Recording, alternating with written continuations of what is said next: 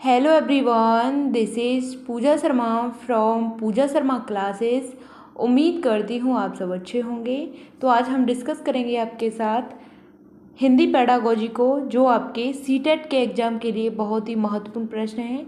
इसमें मैंने जो आपकी ऑनलाइन परीक्षा हुई थी, जो लास्ट ईयर एग्ज़ाम हुआ था आपका 2023 वाला, 22-23 वाला, तो उसको मैंने आपके साथ इसमें लिया है। तो आपको अच्छे से समझना है सभी क्वेश्चंस को, किस तरीके के आपके क्वेश्चंस पूछे गए थे पेडागोजी में। तो स्टार्ट करते हैं। आपको वीडियो पसंद आती है तो वीडियो को लाइक ज़रूर कर देना, और चैनल को सब्सक्राइब नहीं किया है तो चैनल को सब्सक्राइब कर लेना। स्टार्ट करते हैं। क्वेश्चन नंबर 1 आता है आपका कि जब बच्चे घर और समुदाय से अलग अलग भाषा अनुभवों के साथ विद्यालय में प्रवेश लेते हैं तो शिक्षक को विद्यालय में क्या करना चाहिए, इसके बारे में आपको बताना है।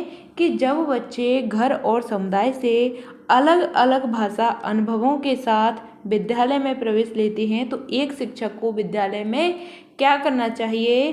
तो उनकी गृह भाषा की उपेक्षा करनी चाहिए एक अध्यापक को, या उनके अनुदेशन की भाषा पर ध्यान केंद्रित करना चाहिए, या उनकी गृह भाषा का प्रयोग करना चाहिए, या उनसे विद्यालय में घर की भाषा का प्रयोग नहीं करने के लिए कहना चाहिए। आप एक अध्यापक हैं, आप एक शिक्षक, एक शिक्षिका हैं, तो आप उस बच्चे के लिए क्या करेंगे। जैसे बच्चे हैं सभी अपने अपने घर से आते हैं, अपने अपने इन्वायरमेंट से होकर के आते हैं, तो आप उस बच्चे के लिए विद्यालय में जब बच्चा प्रवेश लेगा तो उसके लिए आप क्या करेंगे, तो आपको बताना है उसकी अपेक्षा करेंगे, यानी उपेक्षा करेंगे। तो यह बात आपकी क्या हो जाएगी, बिल्कुल गलत हो जाएगी। अनुदेशन की भाषा पर ध्यान केंद्रित करेंगे, कैसी भाषा पर, अनुदेशन की भाषा पर, तो यह बात भी आपकी क्या हो जाएगी, यहाँ पे गलत हो जाएगी। उनकी गृह भाषा का प्रयोग करेंगे, तो यह बात बिल्कुल सही हो जाती है। बच्चे अपने घर से आते हैं, अपने घर के एनवायरनमेंट से निकल के आते हैं, अपने घर की भाषा को बोलते हैं, अपनी मातृभाषा को बोलते हैं, तो हम क्या करेंगे, उस बच्चे को उसकी मातृभाषा में बोलने की अनुमति देंगे, मातृभाषा का प्रयोग करने के लिए कहेंगे। यह बात आपकी सही हो जाती है। ऑप्शन 4 में दे रखा है कि उनसे विद्यालय में घर की भाषा का प्रयोग नहीं करने के लिए कहना चाहिए, तो यह बात आपकी क्या हो जाएगी, बिल्कुल गलत हो जाएगी। क्योंकि बच्चे एनवायरनमेंट से निकल रहे हैं, अपने घर के वातावरण से निकल रहे हैं, तो वह अपनी घर की ही भाषा बोलेंगे। Option number 3 is the right answer. Question number आपका 2 आता है। 1 से 5वीं कक्षा का बच्चा है, उसको जो शिक्षा है वह मातृभाषा में देनी चाहिए। यह बात आपकी यहाँ पे सही हो जाती है। क्वेश्चन नंबर आपका 2 आता है, आपको बताना है कि बच्चों को प्रभावी संप्रेषणकर्ता बनाने के लिए एक शिक्षक को निम्नलिखित में से किसका अभ्यास उनके साथ नहीं करना चाहिए। तो आपको बताना है कि प्रभावी, यानी बच्चों को प्रभावी संप्रेषणकर्ता बनाने के लिए एक शिक्षक को निम्न में से किसका अभ्यास उनके साथ नहीं करना चाहिए। तो यह भाषा के साथ खेलना होता है, यह भाषा का उत्पादन होता है, यह ज्ञान का निर्माण और उसे साझा करना होता है, या बेहतर प्रदर्शन के लिए भूमिका निर्वाह करने के लिए संवादों को याद करना होता है। तो क्वेश्चन नंबर 2 का आपको यहाँ पे सही आंसर बताना है, क्या हो जाता है। तो इसका सही आंसर होता है आपका ऑप्शन नंबर 4 कि बेहतर प्रदर्शन के लिए भूमिका निर्वाह के लिए संवादों को याद करना, यह सही यहाँ पे हो जाता है। क्योंकि आपसे पूछा है कि बच्चों को प्रभावी संप्रेषणकर्ता बनाने के लिए एक शिक्षक को निम्नलिखित में से किसका अभ्यास उनके साथ नहीं करना चाहिए। तो संवादों को याद करने की बात की गई है, तो यह बात आपकी यहाँ पे सही हो जाती है। भाषा का खेल खेलना गलत हो जाएगा, भाषा का उत्पादन गलत हो जाएगा, ज्ञान का निर्माण उसे साझा करने के लिए कह रहा है, तो यह बात भी गलत हो जाएगी, नहीं पूछा है इसलिए याद करने वाली बात होती है, यह आपके यहाँ पे सही हो जाएगी। Option number 4 is the right answer. Question number आपका 3 आता है, आपको बताना है कि निम्नलिखित में से कौन सा कथन क्या है, सही है। निम्नलिखित में से कौन सा कथन सही है आपको बताना है। तो अंग्रेजी कक्षा में आने वाली बच्चे साफ स्लेट की तरह होते हैं, यानी कि अंग्रेजी कक्षा में आने वाले जो बच्चे होते हैं वह कैसी स्लेट होते हैं, कोरी स्लेट होती हैं, साफ स्लेट की तरह होते हैं। यह बात आपको बतानी है सही है या फिर आपकी गलत है। ऑप्शन 2 आता है कक्षा 1 में बच्चे अंग्रेजी बिल्कुल भी नहीं जानते हैं। कक्षा 1 की क्लास है, उसमें बच्चे हैं वह अंग्रेजी नहीं जानते हैं। या फिर ऑप्शन 3 आता है कि बच्चे अपने अनुभवों की पूंजी के साथ विद्यालय में आते हैं। बच्चे क्या करते हैं, अपने अनुभवों की पूंजी के साथ क्या करते हैं, विद्यालय में आते हैं। ऑप्शन 4 आता है कि शिक्षार्थियों का अनुभव में सहयोग नहीं करता। तो क्वेश्चन नंबर 3 का आपको सही आंसर बताना है। इसका सही आंसर होता है ऑप्शन नंबर 3 कि बच्चे अपने अनुभवों की पूंजी के साथ विद्यालय में आते हैं। कैसे आते हैं विद्यालय में, जिन्होंने बच्चों ने अपने घर के एनवायरनमेंट से जो कुछ भी सीखा है, जो भी अनुभव लिए हैं, उनके साथ विद्यालय में आते हैं। यह बात आपकी यहाँ पे बिल्कुल सही हो जाती है। साफ स्लेट होते हैं तो यह बात बिल्कुल गलत हो जाएगी कि अंग्रेजी कक्षा में आने वाले बच्चे हैं बिल्कुल साफ स्लेट की तरह होते हैं, तो ऐसा भी नहीं होता है। कक्षा 1 के बच्चे बिल्कुल अंग्रेजी भी नहीं जानते, यह बात गलत है। शिक्षार्थियों का अनुभव सहयोग नहीं करता, यह बात गलत हो जाती है। Option number 3 is the right answer. Question number आपका 4 आता है, आपको बताना है कि प्रत्येक बच्चा वाक्य अभिविन्यास संबंधी नियमों के साथ लैस होता है, तो जिससे सार्वभौमिक व्याकरण कहते हैं, तो यह संबंधित है। तो आपको बताना है यह किससे संबंधित होता है, यानी कि प्रत्येक बच्चा वाक्य विन्यास संबंधी नियमों के साथ लैस होता है और सार्वभौमिक व्याकरण कहते हैं, तो यह किससे संबंधित होता है। तो आपको इसका आंसर बताना है। तो यह आपकी भाषा अर्जन क्षमता होती है, भाषा अर्जित क्षमता होती है, सीखना अर्जित प्रेरणा होती है। ऑप्शन 4 आता है कि भाषा अर्जन की प्रेरणा होती है। क्वेश्चन नंबर 4 का आपको सही आंसर बताना है कि बच्चा वाक्य विन्यास संबंधी नियमों के साथ लैस होता है और सार्वभौमिक व्याकरण कहते हैं, तो यह किससे संबंधित है। तो यह आपकी भाषा का क्या होता है, अर्जन क्षमता होती है।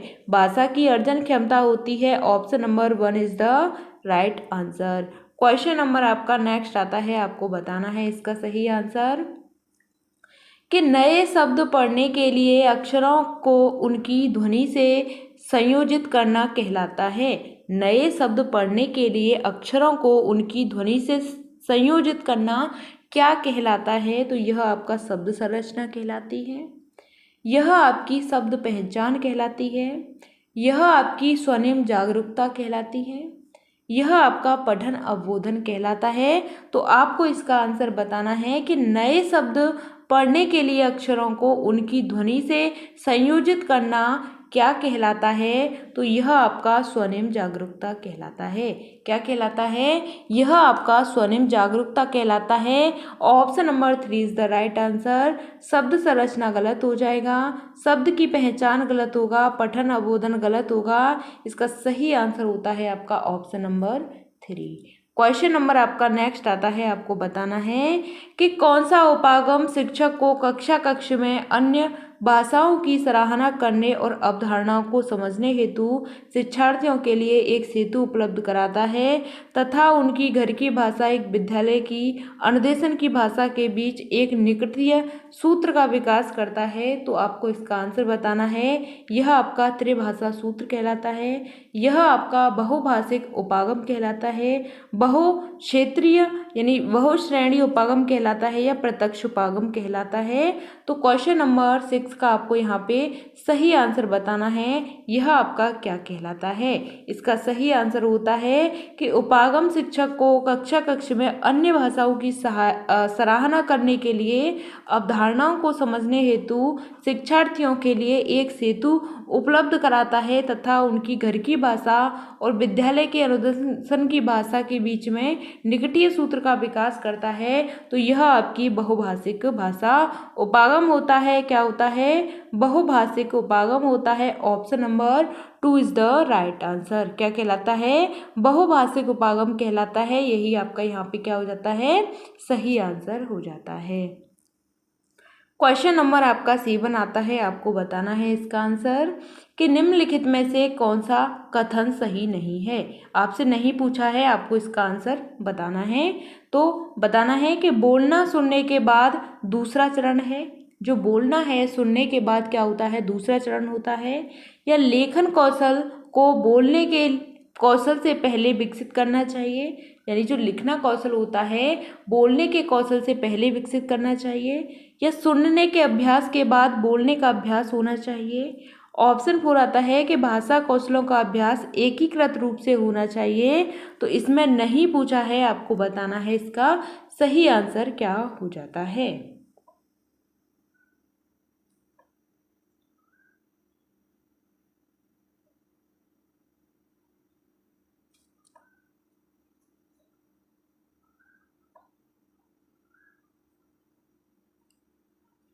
तो इसका सही आंसर होता है आपका ऑप्शन नंबर 2 कि लेखन कौशल को बोलने के कौशल से पहले विकसित करना चाहिए। क्या करना चाहिए, लेखन कौशल को बोलने के कौशल से पहले विकसित करना चाहिए। यह बात आपकी क्या है, यहाँ पे सही नहीं हो जाती है। Option number 2 is the right answer, क्योंकि नहीं पूछा है इसलिए यह आपका सही हो जाता है।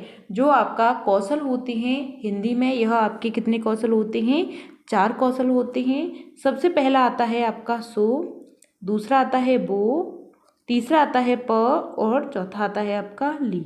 तो यहाँ पे बोला गया है कि लेखन कौशल बोलने के कौशल से पहले विकसित करना चाहिए, यानी कि ये वाला कौशल है यहाँ पे आना चाहिए, इससे पहले आना चाहिए बोलने के कौशल से। तो यह बात आपकी क्या हो जाएगी, गलत हो जाएगी, क्योंकि आपका जो बोलना है ये लिखना है, लिखना आपका बाद में आएगा। सबसे पहले आपका क्या आता है, सो का मतलब होता है सुनना, बो का मतलब होता है बोलना, प का मतलब होता है पढ़ना और लास्ट में आता है आपका लिखना। सबसे पहले सुनेंगे, फिर बोलेंगे, फिर उसको पढ़ेंगे, फिर उसके बाद में क्या करेंगे, लिखेंगे। यह इसका क्रम होता है। तो इसका सही आंसर होता है ऑप्शन नंबर 2। क्वेश्चन नंबर आपका 8 आता है, आपको इसका आंसर बताना है।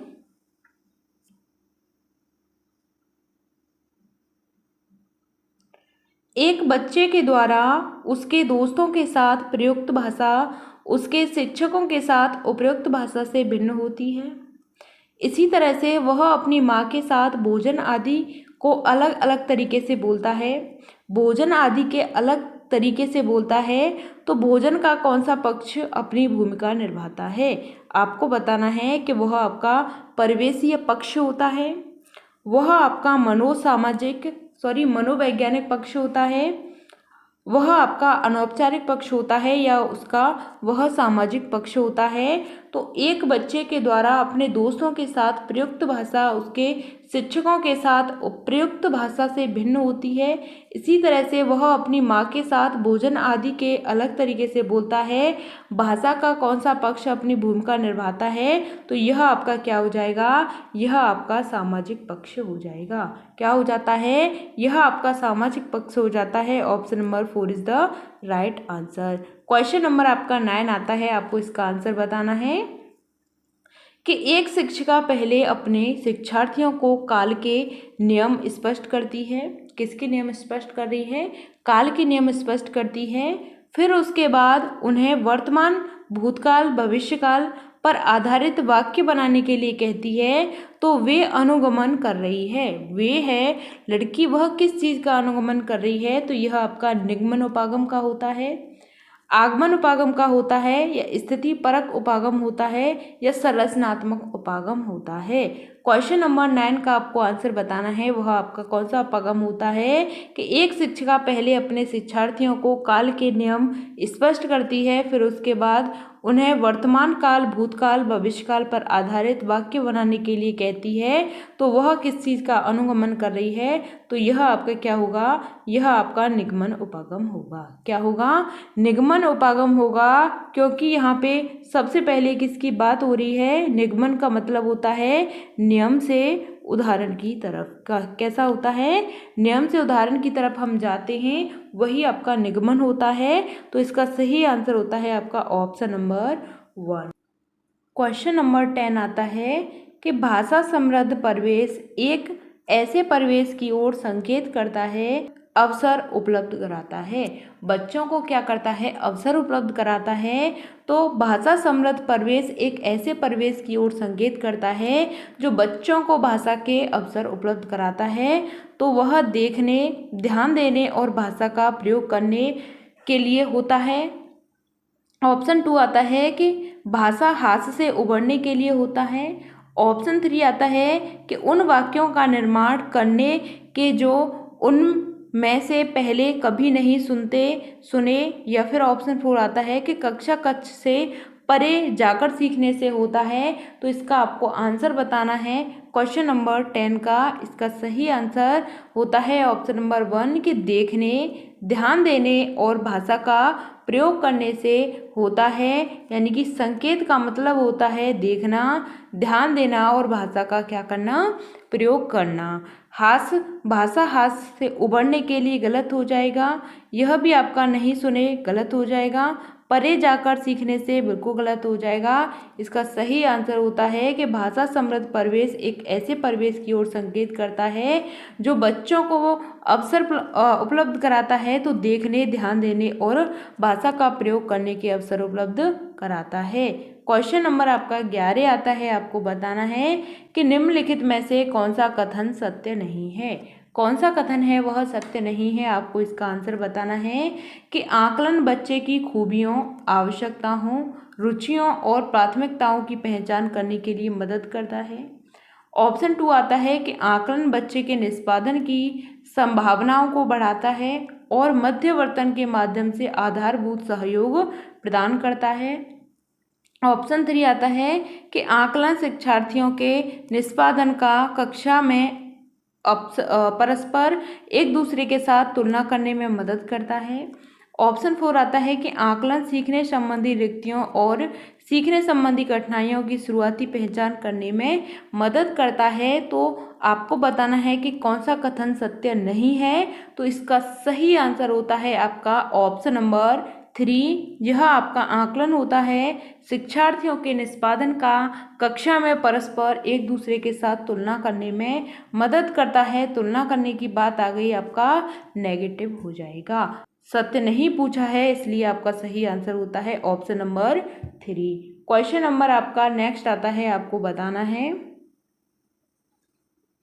कि निम्नलिखित में से कौन सा संप्रेषणात्मक परक भाषा शिक्षण पद्धतियों के बारे में सत्य नहीं है। संप्रेषण परक भाषा शिक्षण की पद्धतियों के बारे में सत्य नहीं है। तो यह आपका शिक्षार्थियों के जीवन को वास्तविक स्थितियों का सामना करने के लिए बढ़ावा देता है। ऑप्शन 2 आता है कि वर्तनी एक व्याकरणिक त्रुटियों को कम करने के लिए केंद्रित है। ऑप्शन 3 आता है कि शिक्षार्थियों को अर्थपूर्ण और प्रामाणिक संप्रेषणात्मक परक क्रियाकलापों के लिए तैयार करती है। ऑप्शन 4 आता है कि एक लक्ष्य भाषा में अर्थपूर्ण तरीके से संप्रेषण हेतु भाषा प्रयोग पर बल देती है। तो इसका सही आंसर आपको बताना है क्या हो जाता है। इसका सही आंसर होता है ऑप्शन नंबर 2 कि वर्तनी एवं व्याकरणिक त्रुटियों को कम करने के लिए क्या करता है, केंद्रित करता है। क्वेश्चन नंबर आपका 13 आता है। आपको बताना है कि एक शिक्षक शिक्षार्थियों के मौखिक अभिव्यक्ति के विकास के समय उनसे कहते हैं कि हमें बोलते समय कुछ महत्वपूर्ण कारक रखने चाहिए। जब हम किसी से बोलते हैं तो हमारे शब्दों के चयन को प्रभावित करने वाले कारक हैं संदर्भ होता है, वातावरण होता है, वह व्यक्ति जिसे हम बोल रहे हैं, अभिप्रेरणा होती है। यहाँ पे आपको ऑप्शन दे रखे हैं, कौन सा सही होता है आपको इसका आंसर बताना है। क्या बोला है इसमें कि एक शिक्षक शिक्षार्थी के मौखिक अभिव्यक्ति के विकास के समय उनसे कहते हैं कि हमें बोलते समय कुछ महत्वपूर्ण कारक रखने चाहिए। जब हम किसी से बोलते हैं तो हमारे शब्दों के चयन को प्रभावित करने वाले कारक हैं। तो इसका सही आंसर होता है आपका यहाँ पे आपका संदर्भ हो जाएगा।